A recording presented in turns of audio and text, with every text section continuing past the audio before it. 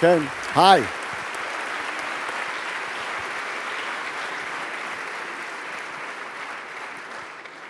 All right, thank you. Merci. I thought whether I should show you I could count to 10 in French. You think that'd be a good start if I went 1, 2, 3, 4, 5, 6, 7, 8, 9, 10? Yes, okay. So, just I took French in school. All right.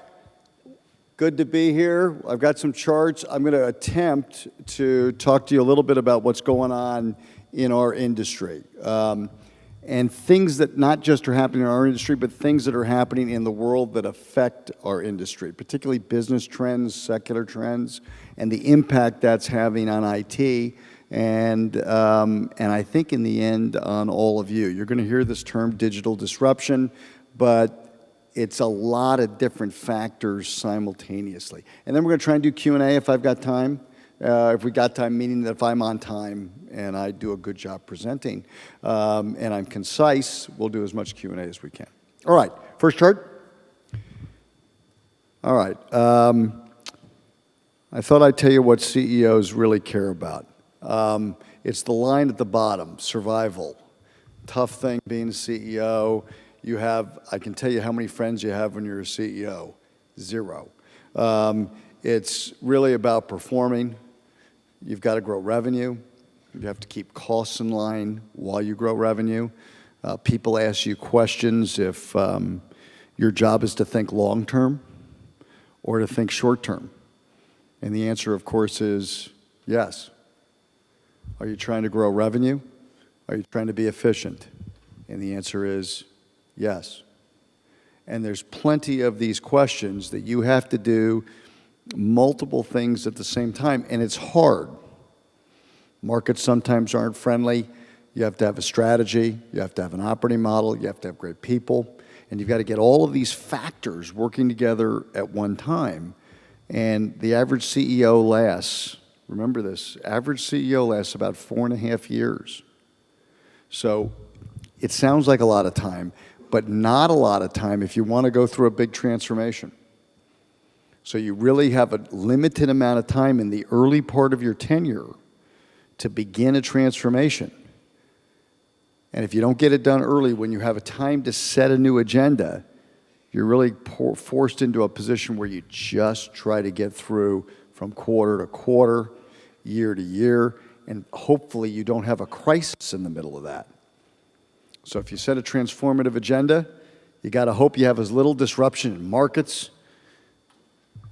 so that you can get about the job of executing that agenda. So survival, being able to set a course, survive, and put yourself in a position where you can get to the other side, that's what's going through CEOs' heads all the time. Do I have the right strategy? Do I have the right model to execute the strategy? Do I have the right people? Can I make sure I stay on a course to execute and not get thrown off? Because if I get thrown off that course, more than likely your successor is waiting somewhere close to take over your job. Next chart.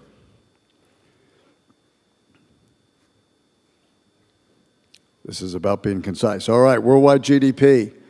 I'm sure you were thinking about this as you were coming to the event. What is worldwide GDP? $74.5 trillion.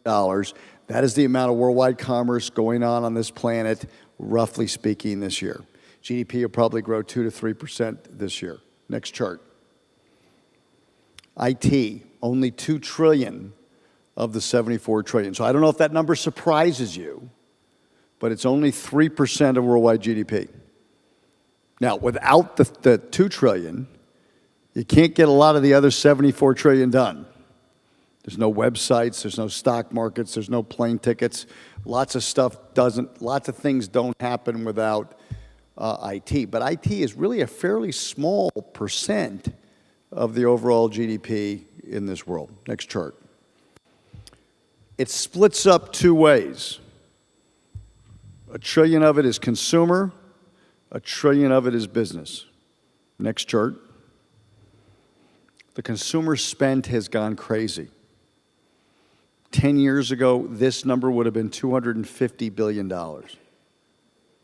So in a decade, the consumer has gone crazy with devices, all the devices. I see some of you taking pictures.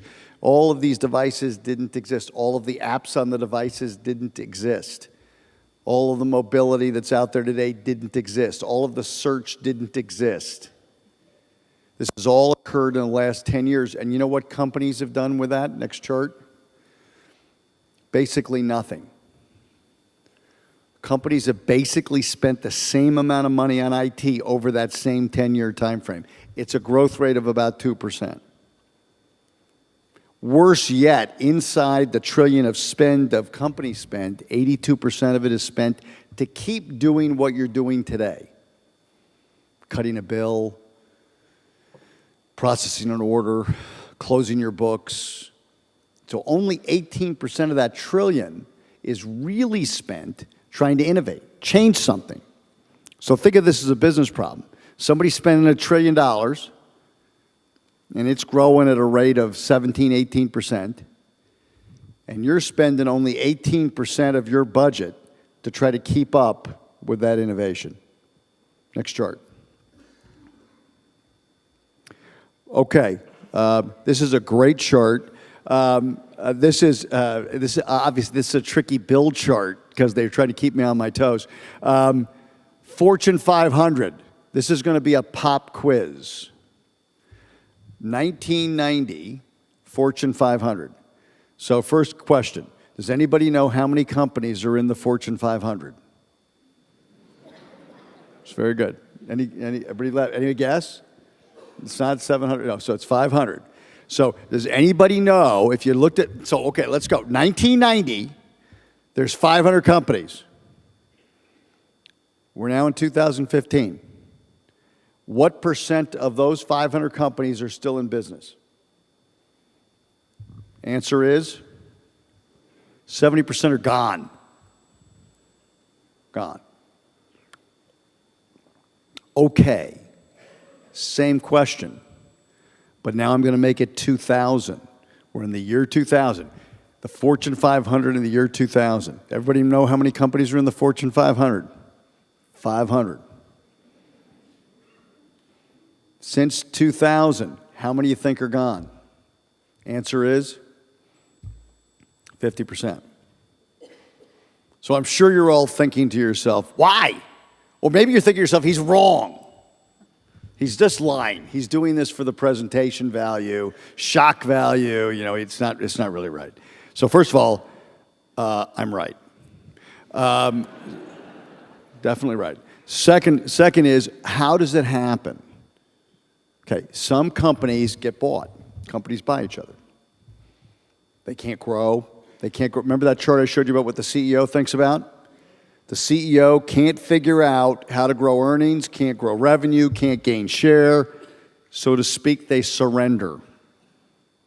They get bought by somebody else. There are some businesses that simply go out of business. The acquisitions of the 70% that are gone, about half get bought by a bigger company, a more successful company, and a market get consolidated. About half of the rest can't grow and shrink and wind up declining into oblivion. And then there's a suite of things like bankruptcies that really are the rest. The point being, there is a lot more change than you think.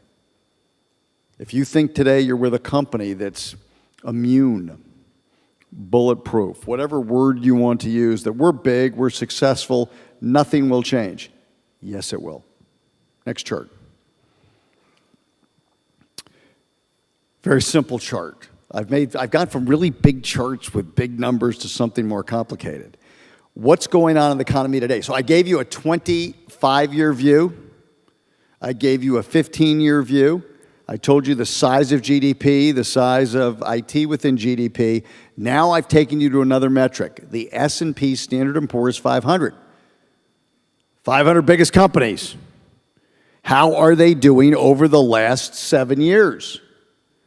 And the answer is, not so good if growing revenue is your objective. Revenue compounded annual growth is less than 1% compounded annual growth. Now, I don't know when anybody comes and says, how fast did you grow? 0.74%. Doesn't sound great. Our last quarter, we grew 7%. Sounds better than 0.74. But the average of these 500 companies, 0.74, biggest 500 companies. What happened to their earnings, though?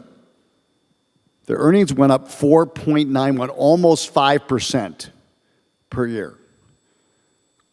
Anybody here who's gone to business school know what that means? What are companies doing to make higher earnings on no revenue growth? They're cost cutting. Costs go down, revenue's a little bit roughly the same, earnings go up. So no matter what you hear today, the reality of the S&P 500, very little revenue growth, reasonable earnings growth, 5% earnings growth, but they're doing it with no revenue, and they're doing it by reducing their expenses. So remember what I told you about this whole innovation in IT, this whole innovation of the consumer? And remember what I told you about these 2% IT budgets? What does it tell you?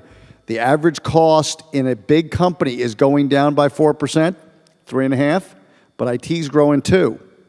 So actually, IT's getting more money than some other functions in the company.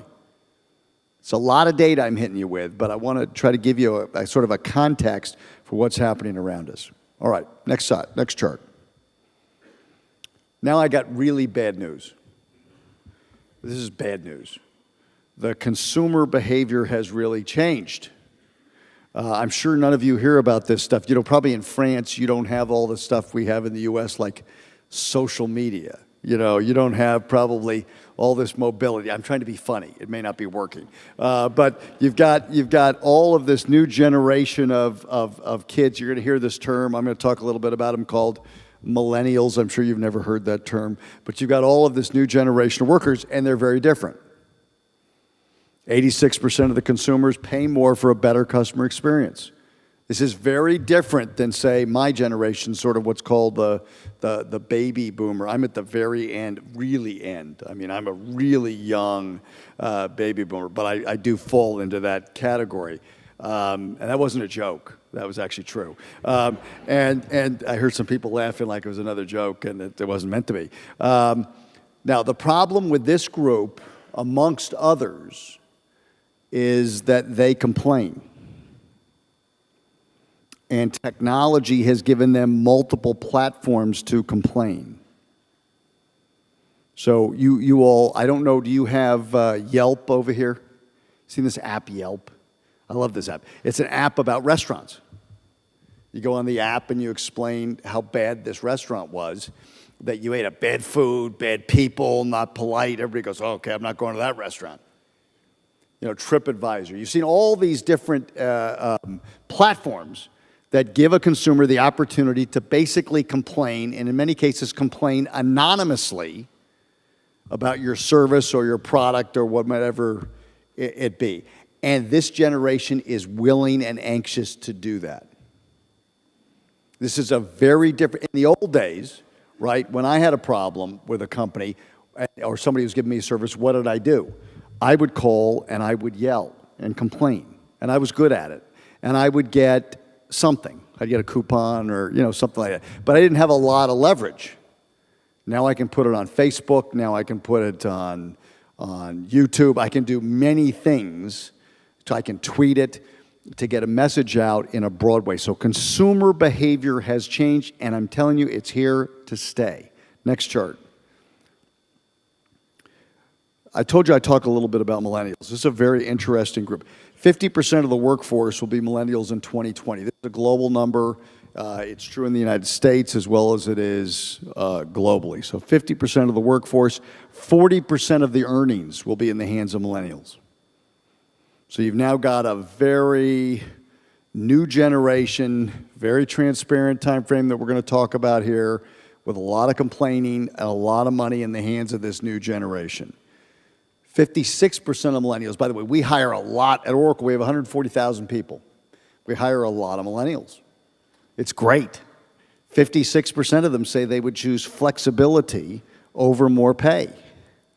And I have no idea what that really means, right? It's just I want more flexibility. I want to work from home. I want to work the way I want to work. I want to work when I want to work, more so than getting paid. In my generation, might not be true in France. I'm going to tell you about what an American thinks. American listens to that and goes, what? This is crazy. You would not want more money? Because in America, you're growing up that every generation wanted to make more than the generation before. Not true now. Changed, not the number one priority. 60% of the millennials say, I want to leave a job in less than 3 years. Doesn't necessarily mean I want to leave the company, but I want to leave the job.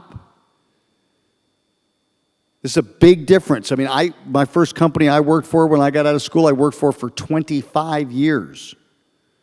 And I got a plate after 25 years. It was a plate with my name on it, and it was nice, and I put it in my office, and it was a big deal to me that I got the plate. These kids don't want a plate. They want to go to have different points of view and different opportunities to go grow and build. So this is a very different generation we've had before. Now, simultaneously, if you look at the worldwide economy with a 2 or 3% GDP growth rate, you have an average retirement age that is now going to push out. I don't know, I can't speak to the average retirement age in every country. Average retirement age around the world on an average basis, so I can't do every country, but I can tell you average around the world has been about 61. Highly likely now you're going to start to see this retirement age push out. Everybody know it wasn't 20 years ago that the average mortality rate, meaning the average when people died, was 75, 74, 76 years old. It's now moved out to, does anybody know now, average mortality rate? Almost 87. So now retirement, it's one thing I can now work. I start at 22. I work till I'm 60. I work whatever that turns out to be, 38 years. So I can retire for 26 years. The math won't work. So now the retirement age gets pushed out. What does that mean? I'm now going to have maybe 3 generations of workers working in a company. Somebody 71, 72 years old, working side by side with somebody 22 years old. They think differently, they work differently, they were trained differently, they use different tools. Some value pay, some value flexibility. This is hard. These same people will be your customers. You're now going to have customers 72 years old, ranging from 22 years old. There is a huge amount of disruption occurring in global economies and the secular trends that are driven by those economies, that therefore put tons of pressure on now these IT systems. Next chart.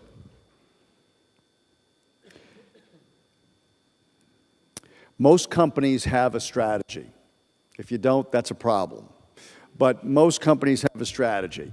I'm not trying to make this funny. It's just sort of how I think. So most companies have a strategy. They then have a business model to execute the strategy. They then have processes to execute the business model. And then what do applications do? They automate the processes. The average application is 23 years old in corporate IT today. And you all know that because people aren't spending money. So remember again, corporate IT is growing 2%, 3% in costs, while 82, 83% of this money is spent on maintenance. So the opportunity to rewrite all these old applications, not a lot of opportunity. Now go take 23 from 2015, and I'm not going to ask somebody to do this because anytime I ask an Oracle person, they usually get it wrong. But if I take 23 from 2015, I would get 1992. So imagine an application built in 1992. Pre-search, pre-social, pre-mobile, pre-cloud, pre-internet, pre-historic, pre-everything. Nothing. Now imagine taking that app in 1992 and trying to change it to deal with all of these issues we just described. It can't be done. And even if you could do it, first of all, you can't do it. Even if you had limitless money, which you know by definition you don't. You've got limited budget, you've got applications that can't cross the chasm, and you've got a world changing, probably faster at a rate that you can keep up with it, and a consumer innovating sort of at light speed, and a whole new suite of employees about to enter the workforce and to become your new customers. Next chart. I don't love this chart, so I'm going to actually, you can look at the chart if you like to, but when I start talking, you're going to say, what does the chart have to do with what he said? Because I'm trying to explain to you, I'm going to try to explain to you the old business model in applications. Let's pretend that this was an application, and has anybody heard, the two biggest companies that supplied application software in the world? One is Oracle. There's another company, it's a really old company, and they've got 3 letters, and I can't remember what they are. But those two companies together, because I'm a baby boomer and my memory isn't quite as good. So the two companies together, one has 20% market share. The other has 19.1. The two together have about 39.1% market share. Right? And their business model was very similar. You order an application and you get a CD. The CD has the software on it. You take the CD. You then take the CD and you modify the CD, typically by a third party, maybe somebody who's here on this chart. Yeah, I see a couple names. And so one of those companies might modify the CD. You say, listen, I don't like exactly the way they wrote it, so would you change it for me? So you pay money to get the CD, and then you pay money to, in this case, a systems integrator, who changes the CD. You with me so far? Okay. It takes a while to change a CD. Could take like 18 months, 2 years to change a CD. Meanwhile, good news, Oracle, because I'm not going to talk about the other company, Oracle is off creating release 2.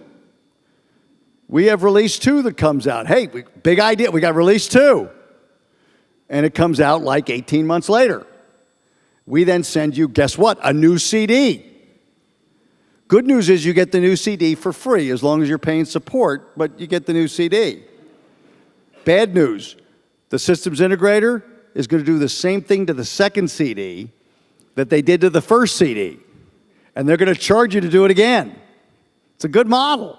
Now, this is both slow, it's expensive, and it's hard to change because it's not standard. It gets modified. And so over time, and by the way, this chart says everything I just said, it just does it badly.